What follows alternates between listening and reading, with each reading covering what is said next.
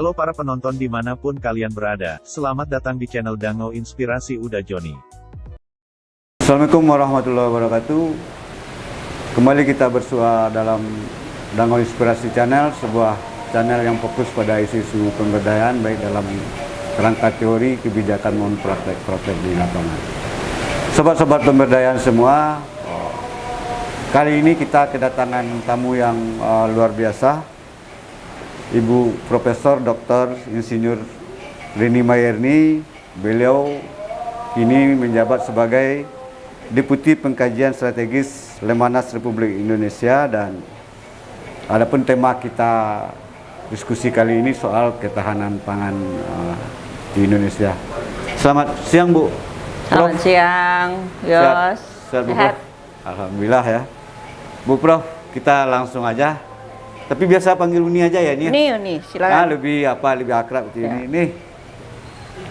Uni kan sekarang bergerak atau menjabat lah di Lemhanas, sebuah lembaga yang sangat strategis sekali di Indonesia, dan tentu Uni juga ahli di pertanian, dan kita melihat bahwa persoalan ketahanan pangan menjadi isu yang juga menjadi sangat penting kini dibicarakan.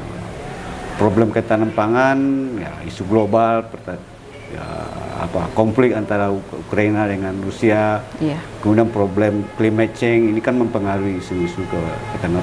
Apalagi kita akhir-akhir ini juga mengalami kendala soal kelangkaan pupuk. Nah, ini bagaimana ini sebagai ahli pertanian dan bergerak di Lemhanas, sekarang menjabat di Lemhanas, melihat persoalan-persoalan ketahanan pangan ini?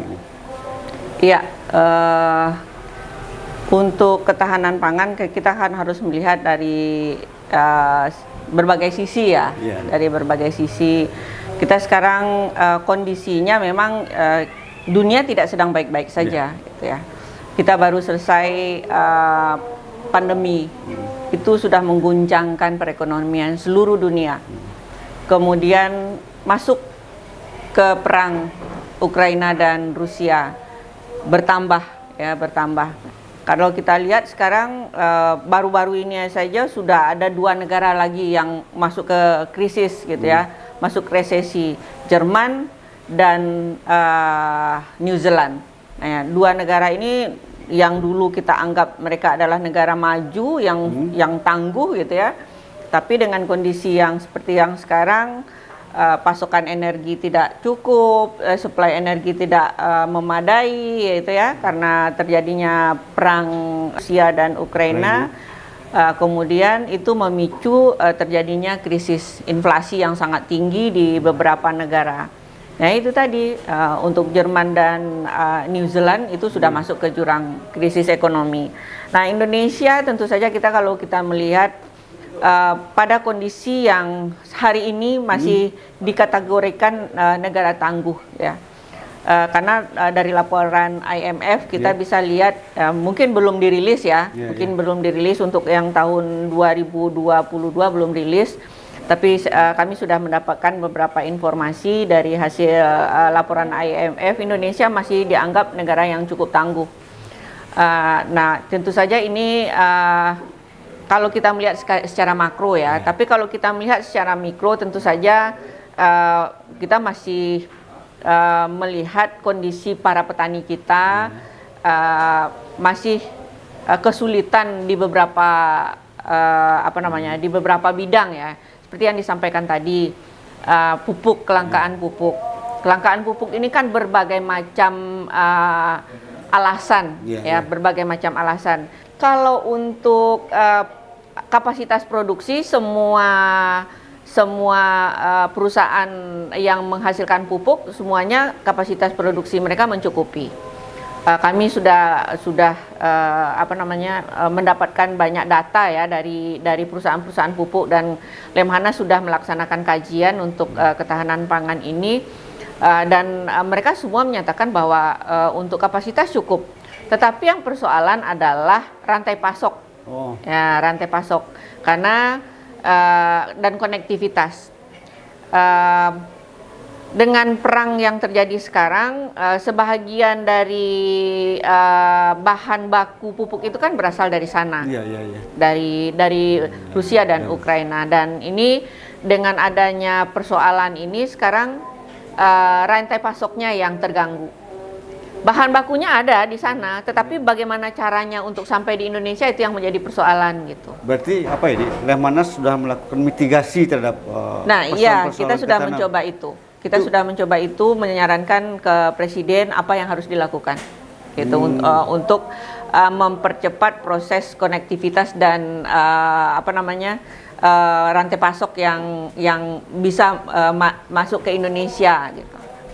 Namun di internal kita sendiri, di nasional sendiri, persoalan kita kan tidak semudah itu juga.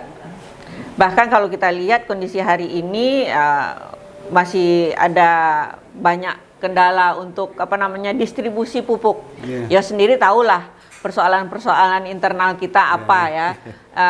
Peruntukan dari pupuk itu sendiri sudahlah jumlahnya tidak cukup. Peruntukannya juga tidak tepat gitu kan. Nah, ini kan butuh butuh perhatian kita semua, tidak hanya perhatian pemerintah tetapi juga masyarakat untuk bisa mengawasi ini gitu. Sehingga pupuk itu memang berada atau diterima oleh petani yang tepat. Tadi kan ada soal rantai pasok, ada soal konektivitas ya. Ini kan jalur penyaluran pupuknya yang nah. Iya. Tentu itu kan lebih kepada persoalan yang dikelola oleh negara. Nah, tentunya kita harus menumbuhkan juga kemandirian atau bagaimana petani bisa menyiapkan diri sendiri untuk bisa menghasilkan pupuk. Ini ada upaya-upaya saran-saran dari Lemhanas terhadap hal ini seperti apa? Memang kalau untuk waktu lama kita tidak bisa lagi tergantung kepada pupuk kimia. Nah, ini mungkin kita sudah lama menggaung-gaungkan ini ya kan. Untuk kesehatan tanah kan tidak hanya pupuk kimia, tapi juga sangat dibutuhkan pupuk organik gitu ya. Nah, memang petani kita memang harus disiapkan untuk itu. Tapi kan itu untuk jangka waktu yang lama. Namun banyak penelitian yang kita lihat yang bisa mempercepat. Nah, barangkali untuk adopsi teknologi ini yang perlu. Kami belum lama ini mengundang beberapa pakar ke Lemhanas. Nah, itu ternyata sudah bisa ada teknologi nano untuk menghasilkan pupuk organik gitu ya. Sehingga dia memang cepat dan tepat sasaran gitu. Sehingga bisa mempercepat proses dekomposisi gitu ya. Yang begitu-begitu barangkali untuk adopsinya bagi petani teknologi-teknologi, biarlah penelitiannya atau kajiannya dilakukan oleh para pakar, tetapi untuk aplikasinya memang harus ke petani gitu kan, supaya proses proses alih teknologinya ke petani itu bisa lebih cepat. Mungkin itu yang perlu difasilitasi barangkali oleh kawan-kawan gitu. Berarti memang Lemhanas sudah melihat bahwa ini sebuah kerangka kebijakan yang strategis untuk mendorong agar petani bisa memanfaatkan potensi lokalnya ini. Memang sudah mendorong itu juga sekarang ini. Iya. Kami baru mengundang Menteri Pertanian mungkin belum sampai sebulan yang lalu. Untuk mengkaji untuk beberapa topik yang sedang kami bahas untuk ketahanan pangan gitu. Bisa lebih digambarkan topik-topik itu seperti apa aja? Ya, yang pertama tadi kan kita bicara tentang pupuk ya. Kemudian kita bicara juga tentang produksi. Bagaimanapun kan produksi juga harus tetap stabil ya. Kenapa Indonesia sampai hari ini masih bisa bertahan?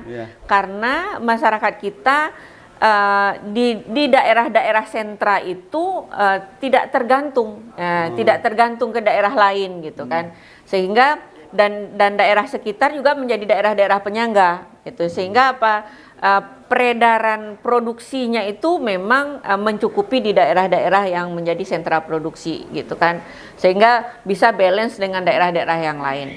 Nah, ini kan juga perlu dijaga ya, supaya tidak terjadi kebocoran. Kalau saya maksudnya kebocoran regional. Produksinya di Sumatera Barat, tapi kita nggak nikmati. Justru lari umpamanya ke Batam, ke Riau gitu kan. Nah, itu kan kebocoran regional namanya. Sehingga inflasi di kita jadi tinggi ya kan. Nah, ini kan juga perlu Jadi memang diseimbangkan apa gitu, ini? Yos. Dari daerah sentra-sentra produksi memang yang diutamakan dulu daerah Iya, supaya sentra. ya ketangguhan di masing-masing daerah itu tercapai gitu. Baru nanti konektivitaskan antara berbagai daerah untuk pencukupan ketahanan pangan. Iya. Nah, itu kan dari segi produksi ya. Ya. Nah, dari segi distribusi kan juga harus kita lihat ya, seperti tadi akses ke sumber daya petani gitu ya. Sehingga untuk produktivitas di daerah-daerah sentra itu memang bisa kita pertahankan gitu kan. Supaya dengan kondisi hari ini saya melihat Indonesia di beberapa daerah itu sudah, kalau kami melihat kan ada indeks ketahanan nasional. Indeks ketahanan nasional itu terdiri dari 8 gatra tadi. IPOLEK, SOSBUD, HANKAM gitu kan. Nah, kalau kita lihat IPOLEK, SOSBUD, HANKAM, ekonomi ya dan SKA, geografi dan demografi. Nah, untuk ekonomi dan SKA ini, nah Indonesia relatif kami melihatnya ada warna hijau, warna kuning, warna merah. Nah, untuk Indonesia sebagian besar itu masih hijau gitu. Artinya apa? Di daerah-daerah yang berwarna hijau, indeks ketahanan nasionalnya di sisi SKA dan ekonomi masih bisa kita anggap masih tangguh. Gitu. Berarti secara umum Lemhanas masih melihat Indonesia masih aman lah ya. Masih aman untuk segi pasokan ya, untuk pangan. Gitu.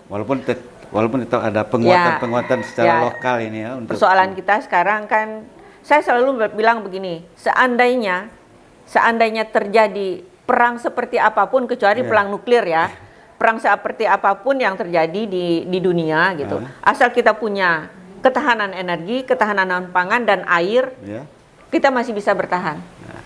Dan itu yang selalu dibedah, dikaji. Nah, itu yang dilakukan oleh Lemhanas. Bagaimana supaya ketahanan pangannya tetap terjaga, ketahanan energinya tetap terjaga, dan air masih bisa kita pelihara gitu. Nah, ini mitigasi dan antisipasi untuk ini yang kami lakukan. Nah, kami juga melakukan kajian-kajian tentang ketahanan energi, kemudian perubahan iklim, ya kan? Bagaimana kita agar bisa ikut berkontribusi terhadap perubahan iklim dunia. Nah, kami melakukan, besok pagi kami akan melakukan kajian tentang carbon trading. Bagaimana Indonesia bisa menjadi tuan rumah untuk bursa karbon dunia. Nah, ini kan bukan hal yang gampang. Tapi kita yang berada di Khatulistiwa punya hutan yang sangat luas gitu kan. Kita masih bisa menyiapkan Indonesia untuk menjadi pusat bursa karbon dunia. Lemhanas sendiri punya departemen khusus tentang ketahanan pangan, itu seperti apa? Enggak, kami tidak. Jadi di pengkajian strategik itu, ya seperti tadi, kajian dari Lemhanas itu ada 8 gatra tadi. Saya punya 5 direktur, 5 direktur itu Direktur Sosial Budaya dan Demografi, Direktur Hankam dan Geografi, Direktur Politik, kemudian ada Direktur SKA dan Ekonomi gitu. Jadi kalau ketahanan memang masuk bagian. Nah, itu adalah di bagian ekonomi. Ekonomi dan SKA. Jadi lingkup ekonomi dan SKA, karena memang Presiden sekarang menginginkan bagaimana Indonesia bisa bertahan untuk pangan, kuat, tangguh untuk pangan gitu. Sehingga kami mengawal mitigasi apa saja yang dilakukan untuk supaya masyarakat Indonesia masih bisa kita jaga gitu kan. Nah, kami melakukan beberapa kajian awal perang, kami melakukan kajian tentang rantai pasok pupuk, kemudian apa yang harus dilakukan untuk supaya pupuk masih tetap tersedia, kemudian juga kami melakukan produksi, bagaimana menjaga produksi pangan gitu, apa saja yang harus dilakukan. Oke. Gitu. Terima kasih nih. Saya tahu nih waktunya agak terbatas. Tidak apa-apa, tidak apa-apa. Ya, mudah-mudahan nanti tapi masih kita bisa sudah bergabung. dapat apanya sedikit isunya dan bagaimana Lemhanas melihat persoalan ketahanan pangan. Terima kasih sekali. Sama-sama. Mudah-mudahan dalam waktu kita bisa lebih dalam lagi soal ketahanan pangan ini. Ya. Demikian sobat-sobat pemberdayaan semua, diskusi kita dengan narasumber yang luar biasa sebenarnya, dari Deputi Pengkajian Strategis Lemhanas Republik Indonesia, Ibu Profesor Dr. Insinyur Reni Mayerni. Semoga bermanfaat. Terima kasih sekali lagi. Assalamualaikum warahmatullahi wabarakatuh. Waalaikumsalam warahmatullahi wabarakatuh. Ya. Video kami kali ini, terima kasih sudah menonton. Jangan lupa untuk like, komen, dan subscribe untuk mengikuti perkembangan terbaru dari channel ini. Sampai jumpa di video selanjutnya.